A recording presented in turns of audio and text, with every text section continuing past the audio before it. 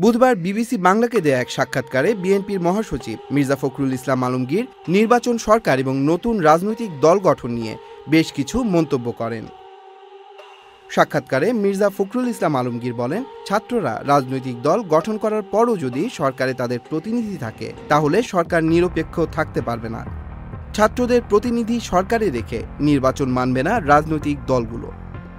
আরেক বক্তব্যে তিনি উল্লেখ করেন, নির্বাচন দ্রুত না হলে অন্যান্য শক্তি মাথাচাড়া দিয়ে ওঠে। অন্তর্বর্তী সরকারের তথ্য উপদেষ্টা নাহিদ ইসলাম প্রতিক্রিয়া জানান তার ফেসবুক স্ট্যাটাসে। একই প্রসঙ্গে ফেসবুক স্ট্যাটাস দেখা যায় উপদেষ্টা আসিফ মাহমুদ সজীব ভুইয়া ও সমন্বয়ক হাসনাত আবদুল্লাহর ফেসবুক প্রোফাইলেও। তথ্য উপদেষ্টা নাহিদ ইসলাম তার ফেসবুক প্রোফাইলে লেখেন, বিএনপি মহাসচিবের নিরপেক্ষ সরকারের দাবি মূলত আরেকটা ১/১১ সরকার গঠনের ইঙ্গিত বহন করে। ১/১১ বন্দোবস্ত থেকেই আওয়ামী ফ্যাসিজমের উত্থান ঘটেছিল। বিএনপি মহাসচিবের বক্তব্যে সামনে আরেকটা ১/১১ সরকার, সংসদীয় সংখ্যাগরিষ্ঠতা ও নতজানু পররাষ্ট্রনীতির ধারাবাহিকতা এবং গুম খুন ও জুলাই হত্যাকাণ্ডের বিচার না হওয়ার আলামত রয়েছে। ছাত্র এবং অভ্যুত্থানের নেতৃত্বকে মাইনাস করার পরিকল্পনা ৫ই আগস্ট থেকে শুরু হয়েছে। ৫ই আগস্ট যখন ছাত্র জনতা রাজপথে লড়াই করছে, পুলিশের গুলি অব্যাহত রয়েছে, তখন আমাদের আপোষকামী অনেক জাতীয় নেতৃবৃন্দ ক্যান্টনমেন্টে জনগণকে বাদ দিয়ে নতুন সরকার করার পরিকল্পনায় ব্যস্ত ছিল। অনেকে ছাত্রদের কথাও বলেছেন সেখানে। আমরা ৩ আগস্ট থেকে বলে আসছি, আমরা কোনো প্রকার সেনা শাসন বা জরুরি অবস্থা মেনে নেব না। আমাদেরকে বারবার ক্যান্টনমেন্টে যেতে বলা হলেও আমরা যেতে অস্বীকার করি। শেষ পর্যন্ত বঙ্গভবনে আলোচনা ও বার্গেনিংয়ের মাধ্যমে ডক্টর ইউনূসকে প্রধান করে অন্তর্বর্তী সরকার গঠনের সিদ্ধান্ত হয়। আমরা চেয়েছিলাম ফ্যাসিবাদ বিরোধী রাজনৈতিক দল ও নাগরিক সমাজের সমন্বয়ে একটা জাতীয় সরকার। জাতীয় সরকার হলে ছাত্রদের হয়তো সরকারে আসার প্রয়োজন হতো না। জাতীয় সরকার অনেকদিন স্থায়ী হবে এই বিবেচনায় বিএনপি জাতীয় সরকারে রাজি হয় নাই। কিন্তু অভ্যুত্থানের পরেই দেশে জাতীয় সরকারের প্রয়োজনীয়তা সবচেয়ে বেশি ছিল। অথচ বিএনপি জাতীয় সরকারের কথা বলছে সামনে নির্বাচনের পরে। ছাত্ররা এই সরকার এবং বিদ্যমান বাস্তবতার একমাত্র ফ্যাক্টর, যেটা ১/১১ সরকার থেকে বর্তমান সরকারকে সম্পূর্ণ আলাদা করে। বিএনপি কয়েকদিন আগে -2 এর আলোচনা করলেও এখন ক্ষমতায় যাওয়ার পথ সুগম করার জন্য নিরপেক্ষ সরকারের নামে আরেকটি ১/১১ সরকারের প্রস্তাবনা করেছে।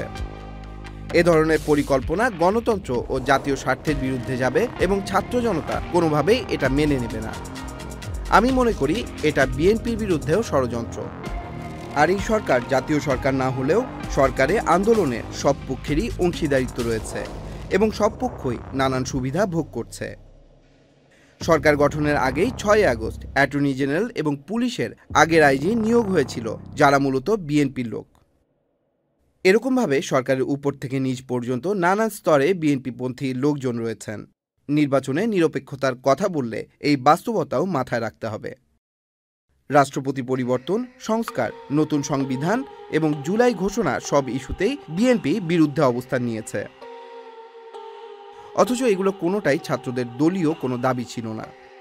কিন্তু দেশের স্থিতিশীলতা, বৃহত্তর স্বার্থ এবং জাতীয় ঐক্য ধরে রাখার জন্য ছাত্ররা বারবার তাদের অবস্থান থেকে সরে এসেছে। কিন্তু এর মানে এই না যে গণতন্ত্র বিরোধী ও অভ্যুত্থানের আকাঙ্ক্ষা বিরোধী কোনো পরিকল্পনা হলে সেখানে আমরা বিন্দু পরিমাণ ছাড় দেব। আওয়ামী লীগ বিষয়ে ভারতের প্রধান দলগুলোর মধ্যে ঐক্য সম্ভব হয়েছে, অথচ বাংলাদেশে আওয়ামী লীগ বিষয়ে আমরা ঐক্য করতে পারি নাই। এত হত্যা ও অপরাধের পরেও হায়, এই জাতীয় ঐক্য লইয়া আমরা কি রাষ্ট্র বানাবো? বাংলাদেশকে দুর্বল করা সহজ, কারণ বাংলাদেশকে সহজেই বিভাজিত করা যায়। এদেশের বড় বড় লোকেরা অল্প মূল্যে বিক্রি হওয়ার জন্য প্রস্তুত থাকে। আমি মনে করি না সমগ্র বিএনপি এই অবস্থান গ্রহণ করে, বড় অংশই অভ্যুত্থানের আকাঙ্ক্ষা বাস্তবায়ন চায়। বিএনপির দেশপ্রেমিক ও ত্যাগী নেতৃত্বকে আহ্বান করব, ছাত্র জনতার অভ্যুত্থানের বিরুদ্ধে না গিয়ে ছাত্র জনতার সাথে বৃহত্তর ঐক্য ও সংহতির পথ বেছে নিন।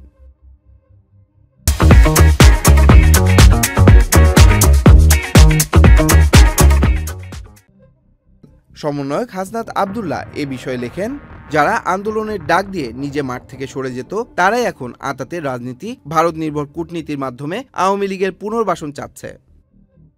দীর্ঘ ১.৫ যুগেরও বেশি সময় ধরে কার সাথে কে ব্যবসা করছে আর গ্রেফতারের পর কে কার জন্য তদবির করেছে, এ খবর আমাদের কাছে আছে। নিজের ফেসবুক স্ট্যাটাসে আসিফ মাহমুদ সজীব ভুঁইয়া লেখেন, সরকারের থেকে রাজনৈতিক দলের সাথে কোনো প্রকার সংশ্লিষ্টতার বিরুদ্ধে আমরাও। উপদেষ্টাদের কেউ রাজনীতি করলে সরকার থেকে বের হয়েই করবে। একই সাথে রাজনৈতিক দলেরও সরকারের কাজে হস্তক্ষেপ করা অনুচিত। বিভিন্ন সরকারি সাংবিধানিক গুরুত্বপূর্ণ পদে নিয়োগে তদবির চাপ প্রয়োগ করা অনুচিত। Tanmoy Mahmud, channel I online.